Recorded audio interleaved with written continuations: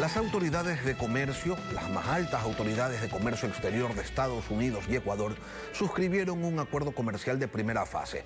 Es un instrumento que el país norteamericano ha firmado ya con otras naciones como Brasil y China y que genera múltiples expectativas en distintos sectores del país. Para conversar precisamente sobre los alcances que podría tener este acuerdo, vamos a dialogar con Caterina Costa, presidenta del Comité Empresarial Ecuatoriano y presidenta de la Cámara de Industrias de Guayaquil. Buenos días y bienvenida a Contacto Directo. Gracias, Lenin. Un cordial saludo a toda la audiencia de Contacto Directo. El documento que se firmó ayer no es un tratado comercial de preferencias arancelarias, por lo tanto, no establece liberación de aranceles para los productos de los dos países. Sin embargo, va a facilitar y a mejorar la dinámica de intercambio comercial entre Ecuador y Estados Unidos. ¿En qué sentido? Mire, esta es una gran oportunidad de tener acceso a la economía más importante del mundo.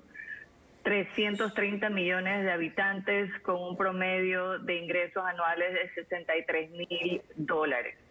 Son 1.900 empresas las cuales se están exportando en este momento a los Estados Unidos, de las cuales el 80% son MIPYMES. ¿Qué contempla este acuerdo? Primero, facilitación al comercio. Todo lo que tiene que ver con eliminación de trabas, tramitología, poder tener más facilidad de contacto entre importadores y exportadores, el tema de vinculación de las plataformas electrónicas. Caterina, precisamente el documento tiene 4 capítulos técnicos. El que usted señalaba, facilitación del comercio, MIPYMES, lucha anticorrupción y buenas prácticas regulatorias. Queremos ir abordando estos puntos uno por uno. En lo que se refiere a facilitación del comercio, al cual usted estaba haciendo referencia, este punto en particular nos pone tarea porque hay que adelantar la implementación del Acuerdo de Facilitación de Comercio de la Organización Mundial de Comercio. ¿Qué significa aquello? ¿Qué es lo que se tiene que hacer y en corto plazo? Es exactamente eso. Esto sienta la base también para avanzar con las normativas de la OMC.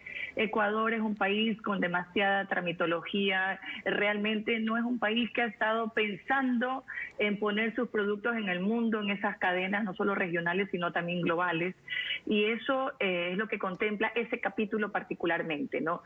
Tiene un doble beneficio, por un lado con los Estados Unidos y por otro lado con el cumplimiento de esa normativa de la OMC que Ecuador suscribió ya hace algunos años. Hablemos de las buenas prácticas regulatorias que buscan transparencia en la expedición de normas aduaneras, así como en las regulaciones ambientales y técnicas. ¿Qué tan complejo puede ser implementar esto en un país como el nuestro, donde la política arancelaria en ocasiones se la observa únicamente desde una perspectiva recaudatoria?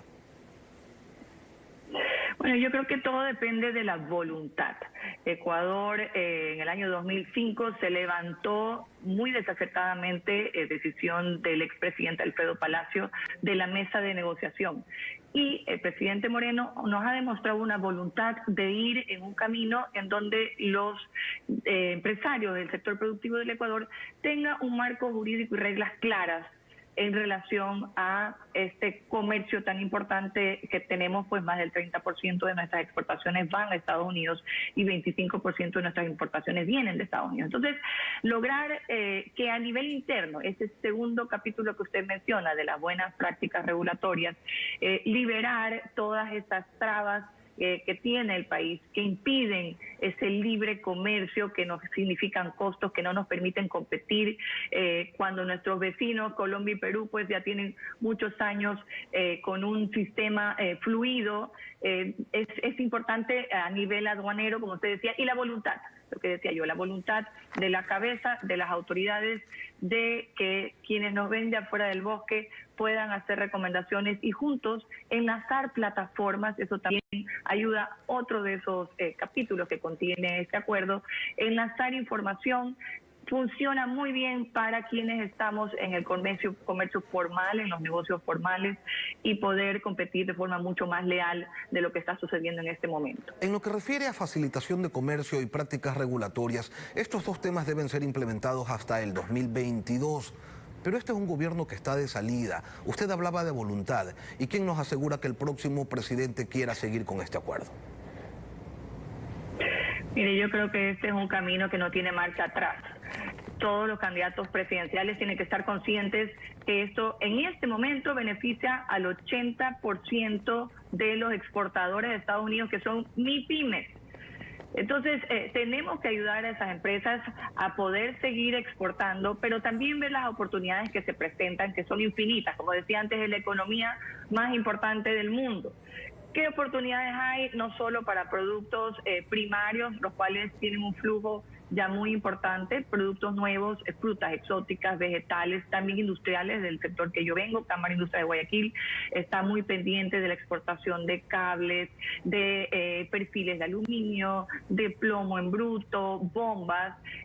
Todo eso debe crecer, y nosotros además como sector industrial encadenados a esos sectores primarios.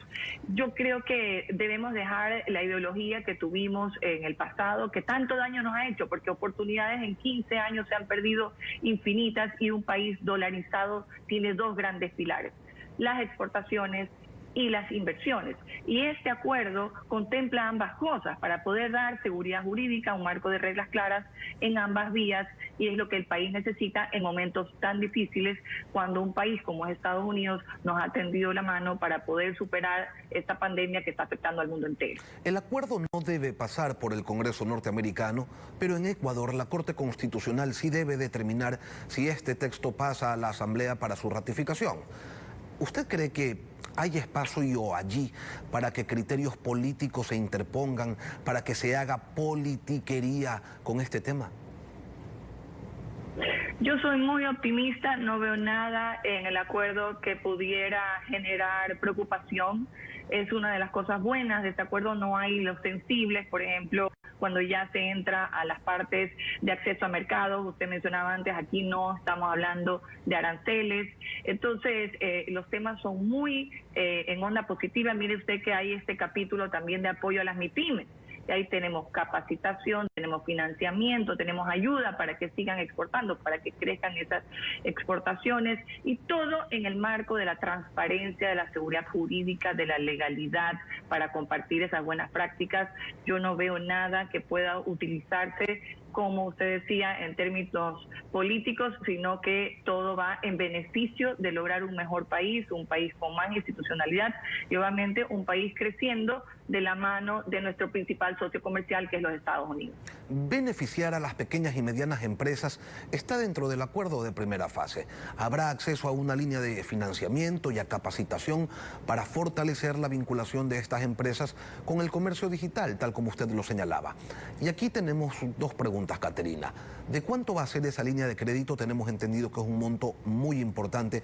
Y segundo, ¿qué tan lejos estamos de los estándares internacionales de comercio digital? Mire, tuvimos esta semana la visita del principal de la DFC, que es la Agencia de Financiamiento de los Estados Unidos, el brazo que ayuda al sector privado, y que no solo lo ha hecho en este año, lo viene haciendo desde hace muchos años. Yo he podido constatar el apoyo de la Agencia de Financiamiento enfocado hacia mujeres a través de la banca local. Eso se da, pero como nosotros siempre decimos, este marco legal es necesario, porque lo que sucedía antes es que habían programas unilaterales de los Estados Unidos hacia nosotros. Los empresarios lo que necesitamos es certidumbre, estamos mirando el mediano y el largo plazo, y eso es lo que nos permite tener el acuerdo respecto de ese financiamiento. Montos hemos conocido el año pasado, fueron $300 millones. Montos son frecuentes. También el acuerdo nos pone, como usted bien dice, tarea a nosotros de usarlo. Sucedió igual con el acuerdo que suscribimos con la Unión Europea. Hasta que uno empieza a usar esa línea pequeña, toma su tiempo, pero es lo que tenemos que hacer cuando hay compromiso y estamos sector público y sector privado juntos en una misma línea. Eso no significa más que oportunidades para ambas partes, y no solo en temas comerciales. Yo creo que esta es una nueva, moderna y justa forma de seguir estrechando los lazos con los Estados Unidos, y eso es bastante para un país como el nuestro, y de oportunidades para todas las empresas que estamos produciendo aquí en el Ecuador, generando empleo, generando riqueza y generando oportunidades. En el tema de la lucha anticorrupción también se podría acceder a cooperación para mejorar sistemas de control y vigilancia en los procesos de comercio exterior. Pero Con la mayoría de los puertos concesionados en nuestro país no deberíamos estar tan mal, al menos en ese sentido, ¿o sí? El tema es que los problemas, y hay grandes problemas por el lado del contrabando. Tengo sectores en la Cámara de Industria de Guayaquil en donde el mercado informal y el contrabando representan el 70% del mercado. Pero no estamos hablando mayormente de los puertos, como se indica. Hay montones de pasos a través de la frontera que son utilizados para estos ilícitos, y las vías de cruzar información. Usted hablaba antes del comercio digital, pero todo lo digital. Nosotros en Cámara de Industrias de Guayaquil siempre decimos Ecuador tenía un retraso de 5 años respecto de la cuarta revolución industrial, la revolución digital, y eso con la pandemia se nos vino todo de golpe. Por eso tenemos nuevas formas también de comunicarnos. Los propios medios de comunicación lo hacen de forma diferente ahora. Entonces, esa conexión, ese cruce de información es tremendamente importante para nosotros, los negocios formales. Este acuerdo es importantísimo, es necesario y nos da la tranquilidad de abrir un camino hacia otros temas, como usted bien decía, los temas de acceso a mercados que tienen los países vecinos, entran sin aranceles a los Estados Unidos. Ayer escuchaba, por ejemplo, el brócoli, 15% para entrar a los Estados Unidos. Los países vecinos no tienen casi todas sus partidas arancelarias liberadas, y eso es lo que deseamos, y ese camino está trazado, no hay marcha atrás, y no hay gobierno que venga de cualquier segmento que sea que pueda dar marcha atrás, porque eso significaría un daño a la población ecuatoriana, y no solo a quienes están exportando ahorita, sino a toda la economía dolarizada y a los 17 millones de ecuatorianos. Los temas sensibles, agrícolas y de acceso a mercados, no entran en este convenio de primera fase, pero de continuar los diálogos sí tendrán que ser abordados.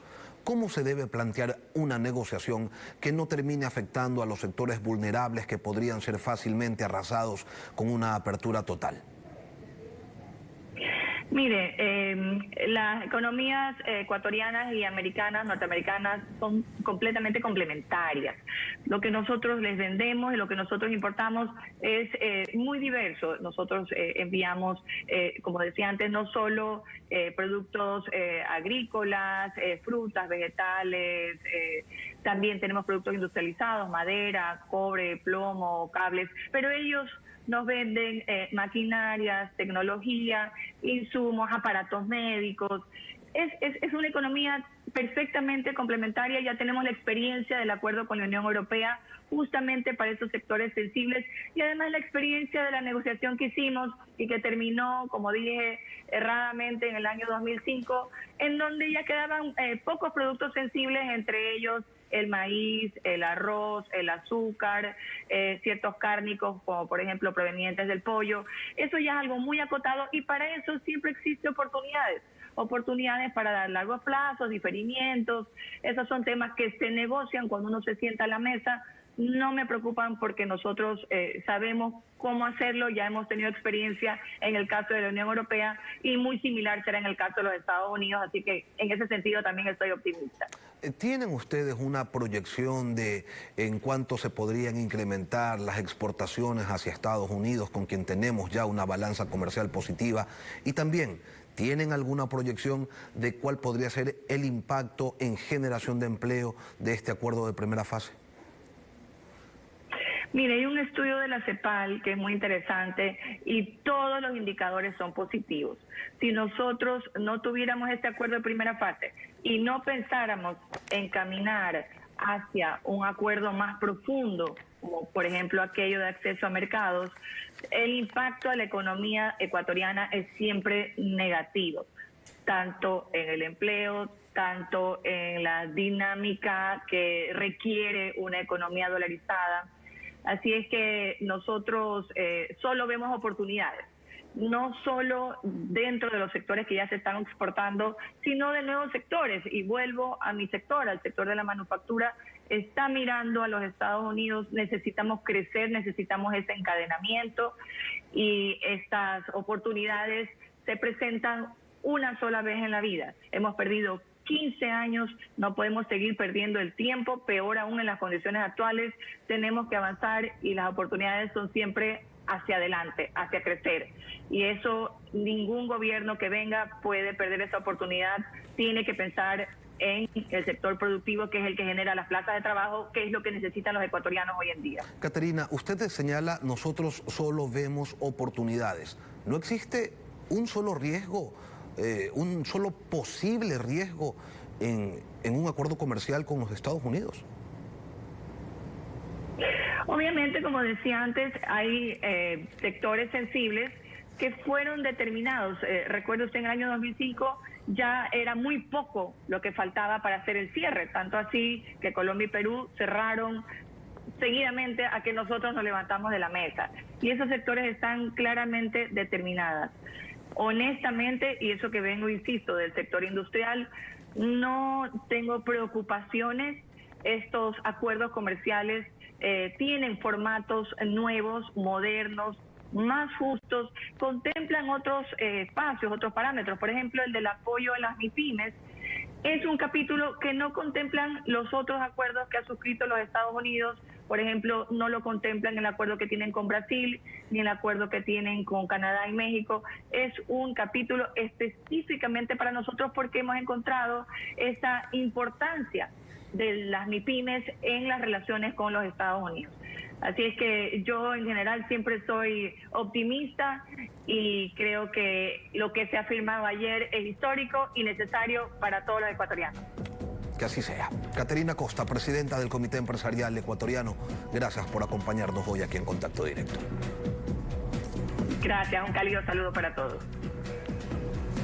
Vamos a una pausa y al volver, un nuevo rostro en Lides Políticas. Las propuestas del pastor Gerson Almeida, candidato presidencial por el Movimiento Ecuatoriano Unido. Ya regresamos.